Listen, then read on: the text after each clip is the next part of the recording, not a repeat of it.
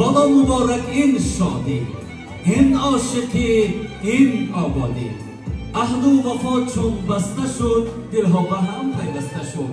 دو گل کنار همدیگر، گل دسته شد، گل دسته شد. شاه پسری گل به بر نشسته در تخت زر. عروس ما گل به سر، مثال صدبرگ تر. گل عروسک به سرش چادر گل، لبکانش به خدا ساغر گل.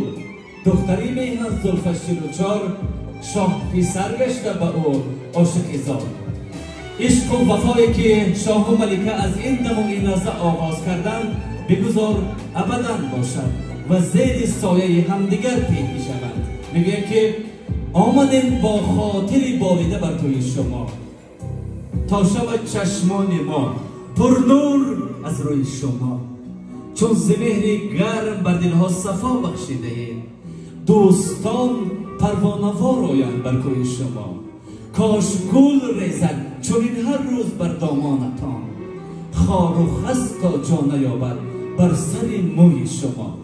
خنده لبهایتان از خرمی گل میکند، راست آمد قامتی چون سرو و دلجوی شما. اندر این محفل سبوی و جام جم در کار نیست، اهل محفل مست گردیدند از طول شما.